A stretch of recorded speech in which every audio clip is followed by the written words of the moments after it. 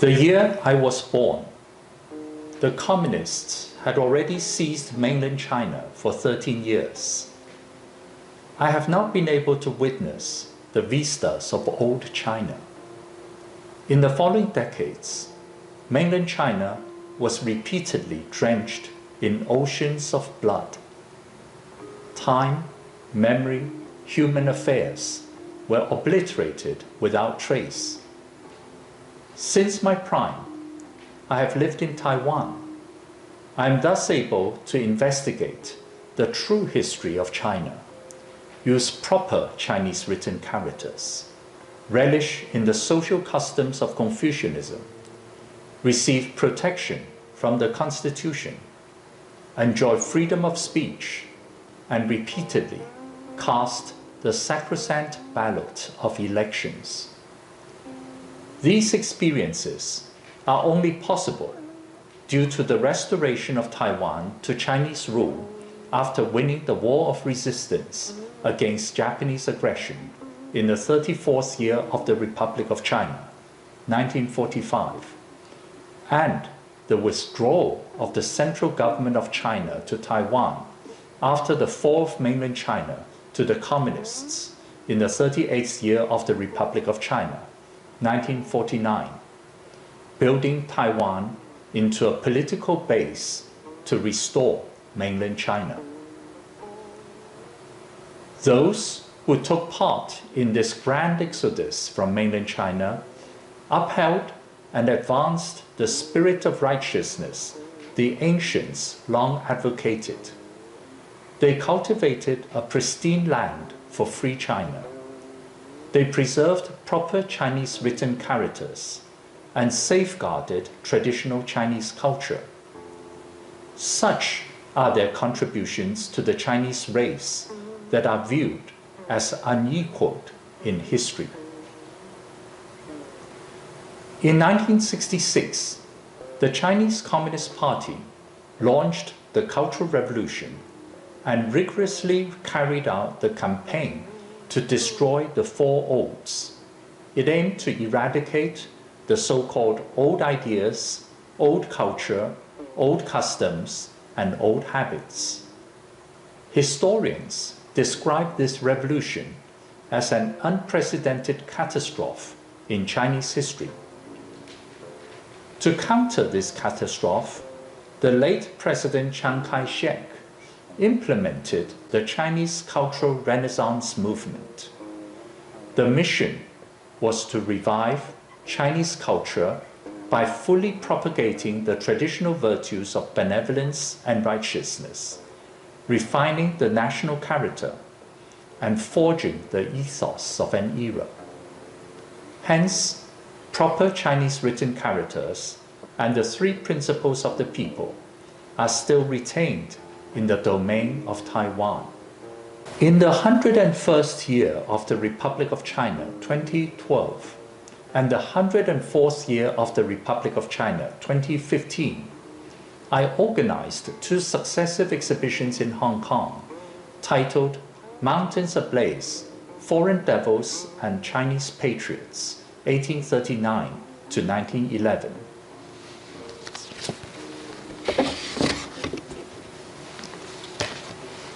And Mountains Ablaze, the Republic and the Sino-Japanese War, 1912 to 1946.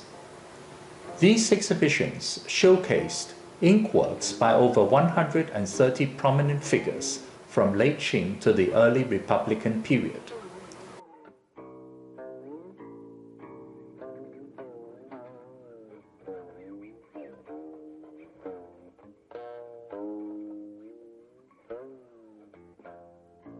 In the 101st year of the Republic of China, 2012, I started to plan an exhibition sequel titled Mountains Ablaze, Exodus and Restoration, 1946 to 1987. In keeping with the concept of the previous exhibitions, Inkworks and artifacts are used to configure a portrait of modern China. By combining the three catalogues of Foreign Devils and Chinese Patriots, 1839 to 1911, the Republic and the Sino-Japanese War, 1912 to 1946, Exodus and Restoration, 1946 to 1987. A total of 148 years are covered, with works by over 430 eminent figures, 300 of whom belong to the category of Exodus and Restoration. Like gems in nature, they are too miniature to tell the entirety. Yet, being rare and precious, they are ample to inspire homage. In 2023 last year, the British Museum published Creators of Modern China, 100 Lives from Empire to Republic, 1796 to 1912. Its editorial approach is similar to Mountains Ablaze, Foreign Devils and Chinese Patriots, 1839 to 1911. Many of the historic figures represented in both publications are common to each other. As for the two historic periods covered by Mountains Ablaze, the Republic and the Sino-Japanese War, 1912 to 1946, and Mountains Ablaze, Exodus and Restoration, 1946 to 1987.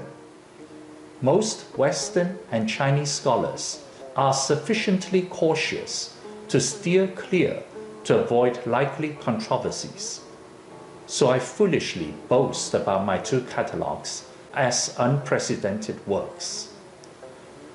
In the 108th year of the Republic of China, 2019, I had the opportunity to curate the Decimation and Revival of Chinese Culture, 1949 to 1976, exhibition of works by selected personages in Drenched Art Gallery at the Art Center of National Taiwan Normal University.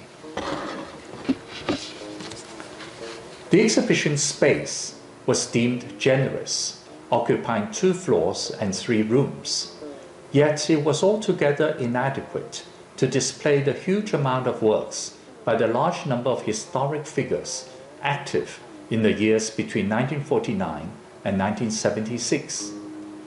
As it was not possible to exhibit all relevant pieces, only a selection from Exodus and Restoration was displayed.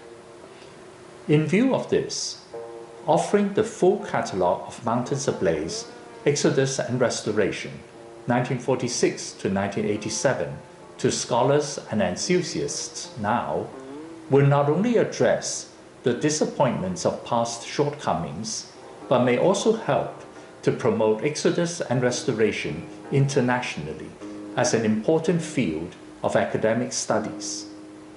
The complete title of this catalogue is finally set as Mountains Ablaze, Exodus and Restoration, Preliminary Catalogue of Inkworks, Books and Artifacts by Personages of the Republic of China, 1946 to 1987.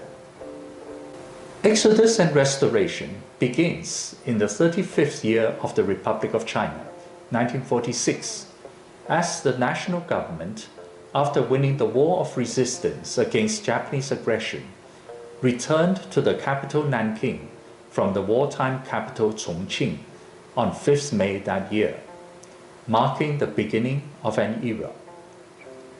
Exodus and Restoration ends in the 76th year of the Republic of China, 1987, with the death of President Jiang Jingguo on 13th January 1988, marking the closure of an era. Reflecting on the past, of all those southbound personages whom we recall and admire, how many should we here accentuate? After years of collecting, there are just a meager 300, too few to paint the full picture of heroism and greatness of the Exodus. I am embarrassed that my ability falls so short, yet I have already been exhausted by this toil. It has not been easy to seek a few written words, a sheet of letter, a piece of calligraphy, or a scroll of painting. Works by prolific artists are of course plentiful. but works by eminent men and women in other fields are encountered only by chance, sometimes very rarely seen. If the central government had mustered their resources to collect inkworks by those from the Exodus, the collection could have been so abundant and astounding. Yet, for decades, there is no such undertaking. It is clear such hope should be abandoned. Time flies, traces disappear. Something seen in a moment cannot be found again. I have therefore disregarded my inadequacy, searched despite my limitations, hold on to the odd acquisition dearly, document everything attentively, especially hoping that those who understand will judge me kindly. During my time as a student in England, I often visited the library of the School of Oriental and African Studies at the University of London. One day, I came across a small hardback book with black and white photographs of calligraphy and paintings by Ming loyalists, published by a collector who had migrated to Hong Kong. Even though the photographs were basic and low quality, the admiration I felt at the time remains vivid in my memory after many decades. Now, as I proofread Exodus and Restoration, even without inserting any image, I find myself overwhelmed with emotions, even more intense than before. Ancient catalogues of calligraphy and paintings use words alone to engage the imagination of readers to roam the spiritual realm of art. Besides, this catalogue of inkworks are by those personages from the Exodus. It is a register of loyalty, a chronicle of rectitude, and it calls out for our heart and soul to join. Studying the lives and achievements of recent personages has both benefit and drawback. The benefit lies in the availability of documentary evidences, while the drawback is the strong possibility of oversight. When they are distant, it is easier to identify their achievements. When they are near, it is harder to recognize their virtues. Even if one knows the life of an eminent person thoroughly, the catalogue is still dependent on the availability of extant works. To attempt an inclusion without the relevant inkwork is still futile. So occasionally, photographs and books are documented instead. The hardships involved in compiling this catalogue are evident. The work of the compiler cannot be accomplished overnight. I recall my late friend Mr. Zhang Souping meeting me for lunch every Thursday at Ningyi restaurant. We would sit at the same table and order the same dishes, a routine that went on for 15 or 16 years, almost unaffected by downpours or storms. On those Thursdays in the 6 years from the 101st year of the Republic, 2012, to the 106th year of the Republic, 2017, we constantly evaluated the personages in Exodus and Restoration, discussed their lives and achievements, and determined their inclusions or exclusions. In May of the 108th year of the Republic, 2019, Mr. Zhang passed away at the age of 96. He did not live to see the final version of Exodus and Restoration. In a flash, 12 years have passed by since I began the first draft. I once read the foreword of a record of Tang and Song loyalists by Gu Yanwu. It says, Mr. Zhu collected and edited many old stories. He obtained a record of Song loyalists by Cheng Guang and enlarged the number of loyalists to over 400. He wrote to ask me for a foreword. Perhaps he could not find someone near and sought for someone thousands of miles away. As for the loyalists of the Song dynasty, as long as there is one word or one deed, or just one name recounted in the works of one or two prominent men, he will chronicle them all into his book. I may say he cannot find a companion among his contemporaries. Instead, his mind wanders off to dwell on those 1,000 years ago. Loyalists in history swore allegiance to the tenets of Confucius. They resisted the occupying dynasty by fortifying their personal integrity. Gu Yanwu observed that as time went by, there were fewer and fewer Min loyalists. Thus, he commented, he cannot find a companion among his contemporaries. Instead, his mind wanders off to dwell on those 1,000 years ago.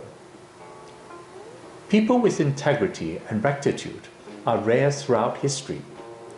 Humans are servile by nature. Those who flatter the powerful and embrace the strong are everywhere. Exodus and Restoration also evaluates human worthiness on the basis of integrity and rectitude. Even though those who took part in the Exodus to Taiwan were in a far better situation than the loyalists in history who lost their country, yet great danger loomed everywhere. Few were willing to risk all. Furthermore, Gu Yanwu said, "For over 20 years, I have traveled to the east and west of the mountains, to the south and north of the rivers. Humans are less and less like humans. When I inquire after those noble and celebrated gentlemen from the past, south of the Yangtze River, they have changed their outlooks and inner selves. They have learned to become inhuman. Hence, Mr. Zhu has undertaken to produce this book, to preserve the memory of humanity in this world. Since time immemorial, those who shift loyalties are as innumerable as grains of sand on the beach. Exodus and Restoration is also looking to preserve the memory of humanity in a nebulous world. Most humans are unsteady. Time erodes their resolve. Many willingly capitulate early on. Those who sustain their rectitude to the end defy old age and sickness with loyalty and fortitude, wrestle poverty with purity of heart, and battle tenaciously the infinite trials along the life journey to death. Exodus and Restoration is imbued with the fragrance of the noble prunus. In the past dozen years, I've come across Inkworks by certain well-known figures whose characters were tarnished, thus excluded from Exodus and Restoration. They are Zhang Xueliang, Sun Liren, Shen Sicai, and Gu Yuxiu. According to the veteran diplomat Mr. Fu Weixing, when the Communist General Secretary Jiang Zemin visited America and went to Gu Yuxiu's residence, Gu had already removed beforehand all inkworks originally hanging on the interior walls by senior figures of the Republic of China, thus revealing his servile and sycophantic character. Exodus and Restoration represents a collection from one family, the view of one individual. Adulation and animosity can be crystal clear. Mountains Ablaze, Exodus and Restoration, preliminary catalogue of inkworks, books, and artifacts by personages of the Republic of China, 1946 to 1987, is divided into 33 categories. They are: 1. Political leaders, 51 persons. 2. Political personages, 28 persons. 3. Political critics, 4 persons. 4. Economists, 9 persons. 5. Military leaders, 51 persons. 6. requiting Japanese general 1 person. 7. Captured loyalists 2 persons. 8. Confucian leader 1 person. 9. Taoist leaders 3 persons. 10. Buddhist leaders 4 persons. 11. Muslim leader 1 person. 12. Catholic leaders 2 persons. 13. Christian leaders 2 persons. 14. Philosophers 2 persons. 15. Scientist 1 person. 16. Chinese doctor 1 person. 17. Scholars 18 persons. 18. Classical writers 28 persons. 19. Modern writers 9 persons. 20. Calligraphers 13 persons. 21. Painters 8 persons. 22. Seal carvers 4 persons. 23. Connoisseurs 2 persons. 24. Opera singers 4 persons. 25. Musicians 2 persons. 26. Kung Fu master 1 person. 27. Photographer 1 person. 28. Engineer and architect 2 persons. 29. Citizens 5 persons. 30. Personages in Hong Kong 28 persons. 31. Personages in Singapore 2 persons. 32. Personages in America 13 persons. 33. Asylum seekers 1 person. The 304 personages in Exodus and Restoration are arranged chronologically by their dates of birth and death. Those who sacrificed their lives for the cause of the Republic of China are placed at the beginning of each category. For example, President Dai Jitao of the Examination Yuan is placed second in the category of political leaders. Secretary General Chen Bulei of the Central Committee of the Chinese Nationalist Party is placed first in the category of political personages. Deputy Director Dai Li of the Bureau of Investigation and Statistics is placed first in the category of military leaders. Radio host Lin Bing at Commercial Radio Hong Kong is placed first in the category of personages in Hong Kong. In the early years of the Republic of China, a large number of talented individuals appeared and were enlisted into government services. There were many acknowledged polymaths, posing great difficulties for categorization. For instance, in the category of political leaders, President Yu You-ren of the Control Yuan is noted for his mastery of cursive script calligraphy and is a celebrated calligrapher. However, President Yu also held various official positions, such as Minister of the Interior, Provincial Governor of Shanxi Province, and President of the Control Yuan, as well as the honorific title of Revolutionary Elder. Hence his inclusion here. In the category of political personages, Director Zhu Jiuying is well known for his calligraphy, yet he served as Director of the Salt Administration, a role vital to people's livelihood. Hence his inclusion here. In the category of military leaders, although Squadron Leader Mo Jipeng indulged in calligraphy in his late years, he was once appointed squadron leader of the assault team during the pivotal Huanghuagang uprising. Hence his inclusion here. In the category of classical writers, Mr. Pu Ru excelled in calligraphy and painting. However, traditional Chinese culture values literature foremost. Hence his inclusion here.